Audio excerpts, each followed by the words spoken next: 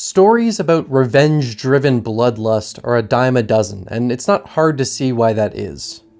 There's a particular catharsis associated with the simple premise of someone seeking their own sense of justice for being wronged by another, as it speaks to something very primal within each of us. It's also very common to see stories that focus on Viking history or Norse mythology, as we have a particular fascination about this in the modern day, with many TV shows, movies, and video games focusing on this time period and its theology. Vikings did horrible things, and yet there's still something compelling about the rogue and feral nature of them. One filmmaker who's not so interested in cleaning up the historical characters in his stories is Robert Eggers, whose previous work on The Witch and The Lighthouse showed his willingness to go to very raw and dark places, and also demonstrated his noteworthy commitment to historical accuracy, meticulously researched and implemented to try and build a very honest representation of what life was like for the people at the time that his films took place. Within this accurate and grounded approach, however, was also a clear love of folklore and mythology, as both films had a very simple premise but were made incredibly unique through Eggers' lens that portrays the surreal elements with equal care as he gives the historical ones. It was following a trip to Iceland with his wife when he met Björk, a notable experimental musician who also wound up playing the Norn in the movie, and she introduced him to her longtime friend Sjón, an Icelandic writer who wound up being the perfect team-up for Eggers a year later when he decided to embark on making a Viking epic after a discussion with Alexander Skarsgård, who'd been interested in this period of history for his whole life. Eggers co-wrote the script with Sjón, whose knowledge on the relevant mythology and history of the period was instrumental to crafting the film, which they wound up basing off of the Scandinavian legend of Amleth, the story which was also the main inspiration behind Shakespeare's Hamlet. With a simple revenge narrative, Eggers saw an opportunity to use that idea as a base to explore the period with his usual attention to authenticity, and the film that they eventually wound up making has been called the most historically accurate Viking movie ever made. Eggers had the wish of going so far with this attention to detail as to make the entire film in Old Norse, the language that would have been spoken at the time, but due to the immense cost that would have been to have all the actors go through the process of being taught how to speak the language convincingly, he wasn't able to go through with this. There are still certain lines that are spoken in Old Norse, with a handful of scenes using it exclusively, but the vast majority of the film is in English. Old Norse was more prevalent in the movie initially, but due to test screenings coming back with complaints about how much of it there was, a lot of it was removed from the film with ADR. That's one thing to note about The Northman. This was the first time in Eggers' career that he didn't have Final Cut. His previous two features had been with A24, a studio much more open to weird and experimental films than a lot of other major studios tend to be, and those movies also had much lower budgets than what he was given for The Northman, and so while there was no direct interference or forced changes to the film, he did wind up being pushed to make changes that he wasn't always fond of personally. He's described the post-production stage of this film as the most painful process of his career, but has also acknowledged that the movie he was pushed to make is a better film broadly, even if it's not the one he wanted to make originally and wouldn't have had he been left to his own devices. I guess this is the first time on the channel I'm covering something that isn't horror, but I can use the excuse of Nosferatu on the horizon to talk about this one. I love Norse mythology, I love historical epics, and I love Robert Eggers films, so I think you may be able to piece together my feelings on this one. Let's take a look at Robert Eggers' most underrated movie, The Northman.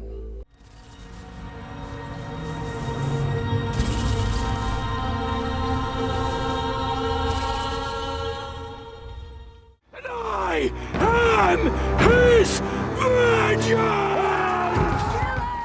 It's interesting to look at the structures of Eggers' first three movies. The Witch was a fairly straightforward narrative that was simply meant to reflect the worst nightmares of Puritan society, brought to life with immense care and attention to historical accuracy and a clear admiration for the folklore. The Lighthouse was the complete opposite of the straightforward narrative of The Witch, being a disorienting, confusing, and batshit insane vignette full of bizarre imagery and ties to Greek mythology and maritime folklore, once again brought to life with immense care and attention to historical accuracy and a clear admiration for the folklore. It's also basically the greatest movie of all time, so there's that too. The Northman, at least in terms of structural philosophy, is much closer to The Witch than The Lighthouse, telling a very familiar narrative, but bringing it all to life with immense care and attention to historical accuracy and a clear admiration for the folklore and mythology. Dude loves his research. Many historical epics follow this story about someone seeking revenge for something that happened to them when they were young, often the death of a parent at the hands of someone they thought they could trust, and the Northman follows many of the tropes of this storyline. We have this hardened, revenge-driven protagonist whose life is consumed by the pursuit of their vengeance. An unexpected love interest is introduced who raises the stakes since the protagonist now has something to live for and also gives them more to lose, and along the way they wind up committing acts in their pursuit that call into question just how noble their efforts really are. It's a story that is absolutely not unique, but that doesn't mean the movie itself is unoriginal. Make no mistake, The Northman is a very unique movie, and it's because of that deep authenticity that Eggers brings to his films, and in how well this movie depicts certain elements of Norse folklore and mythology. This is a very mystical film that's driven more so by the execution of that archetypal story through the very distinct and unrelenting nature of Eggers' filmmaking. Should I fall by the enemy's sword, you must avenge me or forever live in shame. I will, Father. The film opens with one hell of a statement, showing this colossal volcano brewing in the distance as a booming, gravelly voice calls upon the Norse god Odin to summon the shadows of the past when the thread-spinning Norns ruled the fates of men. Hear of a princess' vengeance quenched at the fiery gates of hell. Norns are deities from Norse mythology who had the power to decide the fates of people's lives, so we have this nameless but incredibly powerful voice calling for the Norns to guide Amleth along his journey, something that we actually directly see at one point later on in the film. This is very much so a story about fate and legacy, so opening with this cosmic guidance getting established as being at the back of our protagonist by this ancient he-witch who we see later on in the film is an insanely powerful start. Speaking of powerful starts, Amleth's lifelong pursuit of revenge kicks off very quickly and very aggressively. Eggers' previous work had been slow burn, but The Northman ramps things up quite a bit from what had come previously. That's not to say that the movie is non-stop action, because that's certainly not the case. I think the very action-oriented marketing campaign was honestly a disservice to the film, because it sold people on something that wasn't actually a good reflection of the real thing. There are moments of blood-pumping action that are insanely well choreographed and very violent, but a lot of the runtime here is spent on Amleth essentially haunting the man who killed his father and building up to the point where he can eventually finally face off against him. I wouldn't call it a slow burn, but it definitely takes its time and focuses more so on psychological torment than full-on battle scenes. I don't think that takes away from the adrenaline hit that the movie brings to the table though, because there's still so much power in even some of the more subdued or taunting moments. Before I really dive into the story, I want to talk about the visuals in The Northman. Robert Eggers' films have always been very striking, which is certainly something that we can thank him for, but it's in his collaboration with Jaron Blaschke that his work becomes some of the most visually distinct and stunning in the medium. While his previous two films made use of taller aspect ratios, The Northman was shot in a more traditional 2:1 aspect ratio, making it much wider than what had come before. I think honestly this is probably a part of the reason why many people say that this is the least feeling Eggers film out of his work, but it is important to remember that the aspect ratios in his previous films weren't an arbitrary stylistic decision to make them look more artsy. They were chosen because of how they captured the core of those stories more effectively. I'd argue that while 1.19:1 works for the isolated lighthouse, capturing the claustrophobia and height of the tower itself wonderfully, a wider aspect ratio makes perfect sense for a film that's of a much larger scale and features more broad and grand landscapes. I also think it's weird to criticize any of his work for not feeling Eggers enough, since this was only his third movie. The dude is just getting started, and to box someone in like that so early on in their career would be a terrible idea. Anyway, Blaschke once again returned as cinematographer for the film, and it resulted in an absolutely visually breathtaking historical epic. The vast Icelandic landscapes, the firelit interiors, the raging storms at sea, it's all brought to life with that distinctly painterly quality that Blaschke has such a knack for. The things that really stand out though are the more mystical moments of the film, particularly in the way the dreamy nighttime scenes are done to look like the silver glow of the moon is shimmering out of every surface. Far from being the most realistic, The nighttime scenes in this film are some of the best looking I've ever seen because they feel the way that these epic tales must have been imagined in the minds of storytellers and theologians back in this time period. It really feels like you're watching an old fable unfold in the mind of someone who would have carved it into the walls of a cave. The imagery is so ethereal, and a big reason that this works so well is because this isn't just a case of filming scenes in regular light and color and then relying on the process of post-production to get it to this point. Like in The Lighthouse, the use of practical color filtering was brought back in this film, mainly a cyan filter used to essentially cut out any red light from reaching the lens, giving this silvery look to the darker scenes. The visual style in this movie isn't just thanks to the on-set camera work, however, as unlike Egger's previous films, there's quite a bit more CGI used throughout. Now, this isn't a result of being lazy or anything like that. It's because there are certain moments in the film where the imagery gets much more mystical in a way that wouldn't be possible without the use of some CGI. I think CGI gets like inherently maligned a lot of the time because of how many egregious examples of it there are, but it's a perfectly valid art form that can really elevate a story when it's used properly. Hell, it's not even the first time CGI was used in Egger's work. Like the blood coming from Caleb's head in the scene in The Witch was completely CG. And you probably didn't even notice. Now, the examples here are much more extreme than that, but they're some of my favorite moments of the movie. The issue with CGI is that it can feel very lifeless and out of place when it's not done with the proper care and incorporated into the film well, but I mean, holy hell, look at this. The image of Yggdrasil, the Tree of Kings, Amleth being carried to Valhalla at the end of the movie, these are some absolutely stunning examples of CGI used in the right context. There's this shimmering, ethereal quality to the silvery glow of these scenes that feels very evocative of the Norse mythology at the core of the film, like it's the godly reflection of the steel used by ancient Norse gods in battle. Yggdrasil is a colossal ash tree that connects the 9 worlds in Norse mythology, which feels like such a fitting image to accompany Amleth's journey beginning as he has this cosmic fate driving him, and the way that it's revealed by coming right after a raging storm at sea, which then fades, and we see the gentle glow on Olga and Amleth's faces before getting this shot never fails to make me tear up. I'm not joking. The Tree of Kings is one of my favorite elements of the film.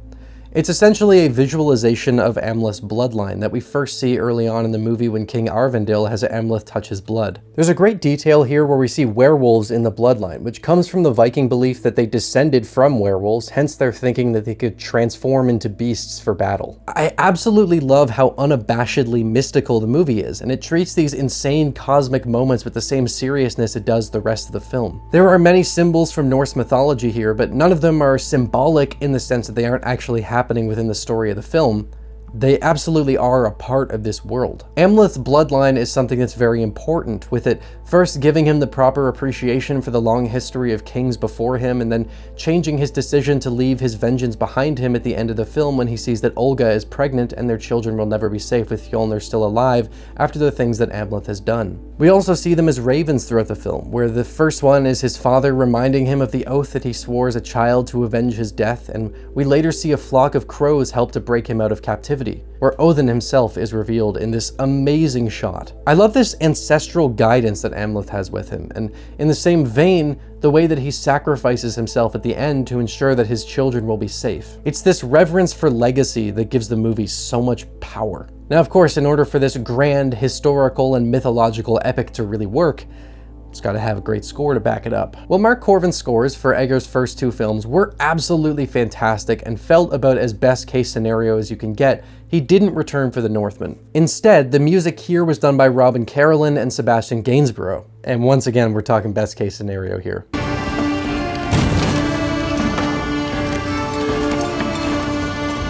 Carolyn actually had a cameo early on in the movie, which is pretty cool. The soundtrack for this film is without a doubt one of my all-time favorites, making use of some pretty unorthodox harmonies that feel like the clash of mythological steel and just feel like the fate and cosmic grandiosity of what Amleth is pursuing. The moment that the King's theme kicks in when King Arvindil returns to Raven Rock at the start of the movie,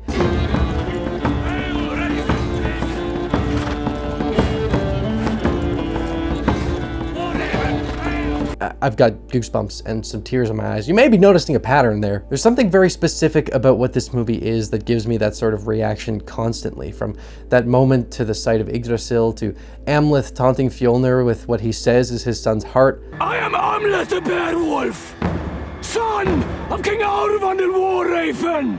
and I am his virgin! It just feels so perfect. This isn't a movie that's emotional because the characters are really sympathetic and I feel bad for them. It's because of how well the ancient history and mythology is brought to life with such an artistic reverence. The authenticity present in Eggers' filmmaking is one of the biggest qualities, and as the scores for The Witch and The Lighthouse made use of relevant instrumentation, the Northman's score was done with many traditional instruments from Nordic history. The Longspiel, Sackpipa, Tagelharpa, and the Kravik lyre were all used to give that genuine touch of the history to the sound, and there was also a massive 40-string ensemble that was used to try and replicate the sound of a bull roarer in a much larger scale. I absolutely love how these composers made use of dissonance here, particularly for moments like that final scene.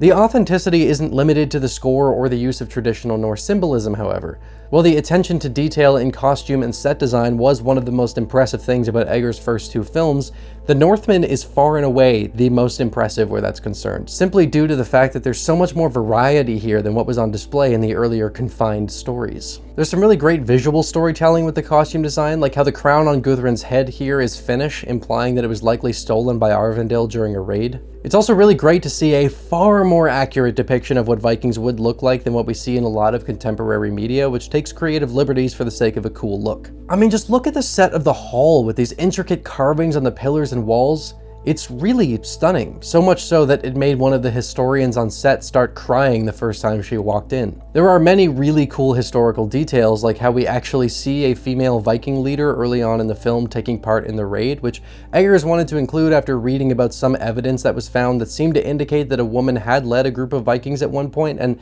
the idea of just how strong and brutal she had to be to take charge of something like that.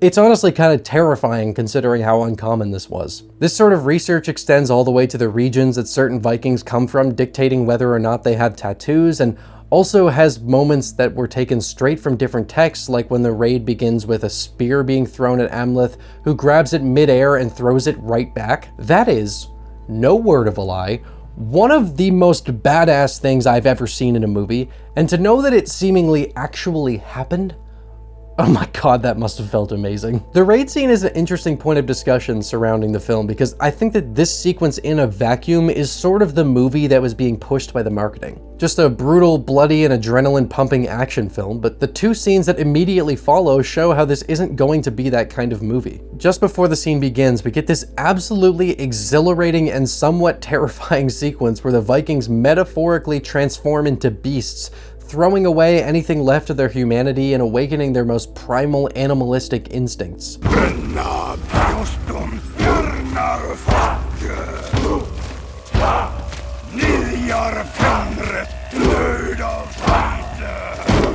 This was something that berserkers actually did, and they truly believed that they were turning into bears to prepare for their battles. You get sucked into the high-octane action of this, following Amleth along his insanely well choreographed rampage through the hold in his feral state of mind. He looks like the most animalistic definition of a predator here, and it's equal parts exciting and terrifying to see his stature.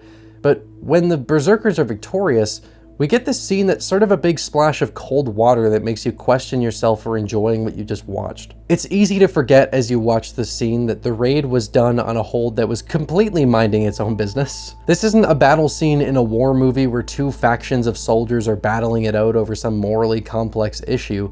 This is just straight up murder, plunder, and assault on people who have probably never taken up arms before in their lives. What we see the Vikings doing afterwards is despicable, going so far as to lock the women and children away in a barn and set it ablaze. It's a really disgusting aftermath, but it's also important in establishing one of the things that I find the most compelling about the Northmen. This isn't a story of a noble man seeking justice for his benevolent father.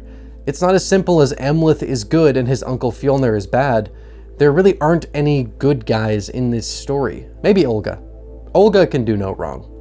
I fucking love Olga. I'll talk about her in a second. Anyway, the way that the raid scene immediately makes you look in the mirror for reveling in the violence is reflective of how the entire story of the film plays out. We're of course on board with Amleth's pursuit of vengeance since we see the movie from his point of view, and for a long while I think it's very easy to feel like Fjolnir was nothing more than a traitor who wanted more power for himself. But when Amleth finds his way to his mother later on, we learn that she was actually the one who asked Fjolnir to kill Arvindil. He was a coward, feigning to be a king. He was nothing. He was just another proud, lust-stained slaver. Hold your tongue! We even find out that he had taken her first as a slave and then forced himself upon her, while she actually chose Fjolnir for herself. Arvindil presumably committed similarly atrocious acts to what we see here, so once again, the morality of who we're rooting for gets called into question. From the perspective that we follow in the film, Fjolnir is the bad guy who killed the protagonist's father and stole his mother, but from Fjolnir's perspective, his family is killed off one by a vengeful man who doesn't even understand the person his father was and is taking pleasure in the torment of the people he lords over. Some of these people are vile, there's no question about that, but so are the ones on the other side. When Amleth kills Guthrun and Gunnar and Fjolnir walks in to find the dead bodies of his son and wife, it's hard to make any sort of objective moral arguments here, even more so than a lot of revenge films that have the protagonist commit some horrid act in the name of vengeance. Oh, and not to mention Fjolnir's other son, Thorir, was already killed and his body desecrated earlier on, but that's objectively a good thing, and that little whiny, weak, snot-nosed baby deserved a hell of a lot worse than he got. Fucking dweeb. All of this moral ambiguity makes Amleth a pretty hard protagonist to get behind when you take a step back and look at the full scope of what happens. But make no mistake, you're gonna be rooting for him the whole time. As I said a while back, the movie kicks off with a hell of a lot of energy, where King Arvindil brings Amleth to this underground cave in a temple where Heimir, the man who very accurately alleged that Guthrun and Fjolnir were in bed together, meets them and hosts a ritual. Hard iron! Silence, dog! While on his raid, Arvindil was nearly killed, and he now wants Amleth to take an oath that he will avenge his death when it comes for him, knowing that he's been weakened and is seeing his mortality closer than it's ever been. This is where the Northman first reminds you that it is in fact a Robert Eggers movie, because it's a very strange, mystical, and also funny scene with, yes, farts and burps. I smell a clever pupil.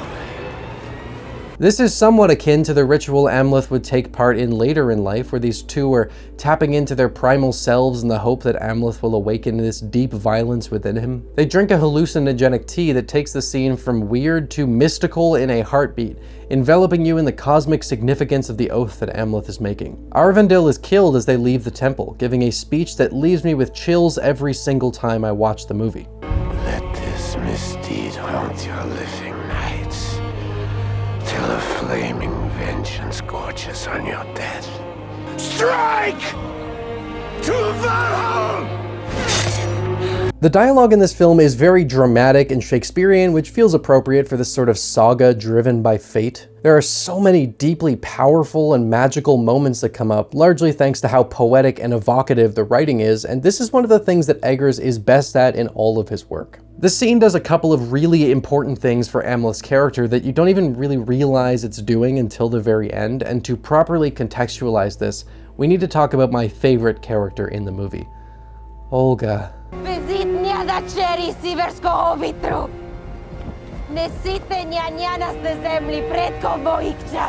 Anya Taylor-Joy returned to collaborate with Eggers after playing the lead role in his first film, and she is absolutely mesmerizing here. Olga is a spell speaker who worships the earth gods, and we actually see her before she's fully introduced during that raid scene. She's in the background the whole time, and while the other villagers are terrified and killed off, we see her fighting back.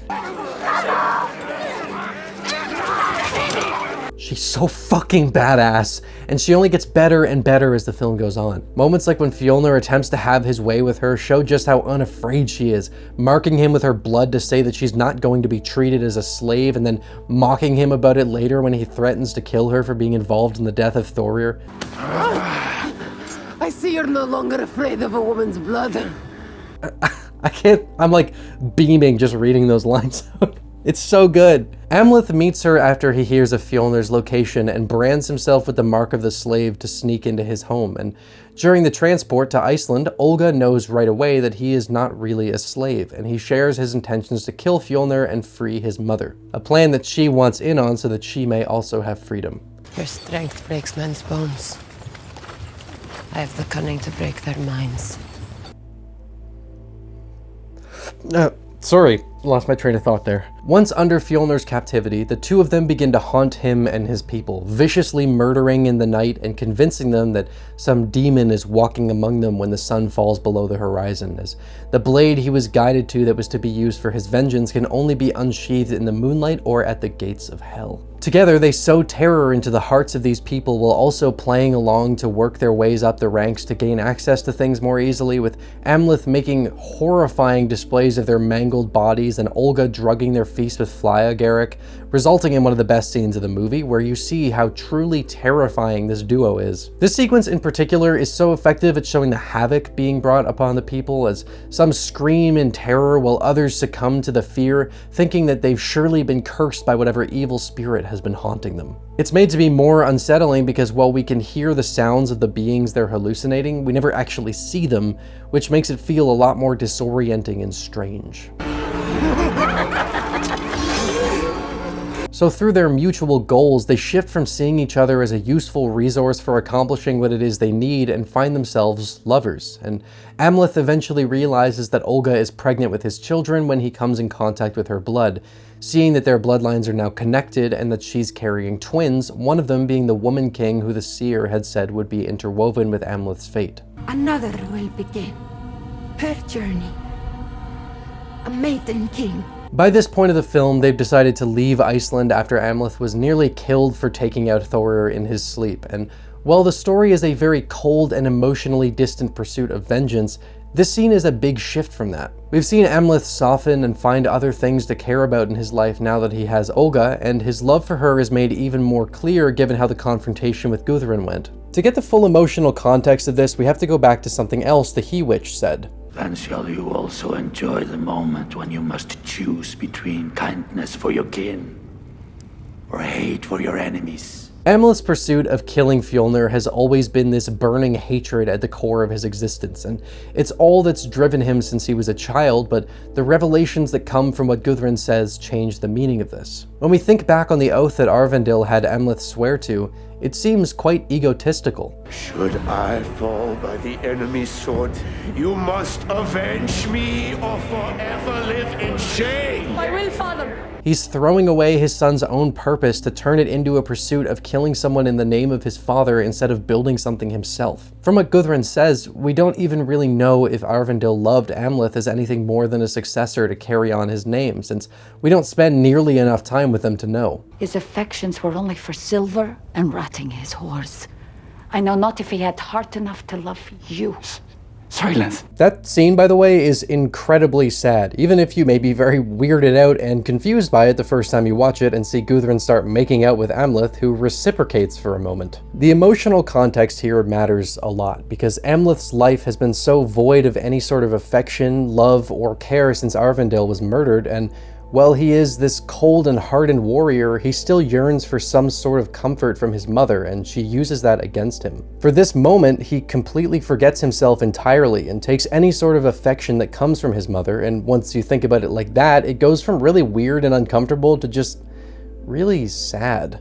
He's confused. He's being given this life-shattering information, and he's unable to think anything through right now, so he accepts the comfort with no thought before coming back to reality. Back to the relationship with his father. There is affection there without a doubt, but we have no way of knowing what that fades into once the excitement of being back home has worn off a bit. Amleth thought that he was seeking vengeance for the traitorous murder of his father and freeing his mother from an oppressive captor, when in reality he's been seeking to avenge the death of a man who forced a slave into marriage, forced a child she didn't want on her, and then was killed by someone who the woman actually did love and went on to have children with. He's been fighting in the name of a selfish man, and while that vengeance never dies out and is ultimately how the film concludes, the meaning of it shifts. The purpose of killing Fjolnir changes from vengeance for a father who perhaps never even truly loved him to protection for someone who does and the family that they will build together, since Fjolnir will hunt them down for Amleth killing his son. It's a really powerful moment where the entire motivation of the film is shifted in a very emotionally complex way. There still is no clear right or wrong here, but Amleth knows that he can't let Fjolnir live, and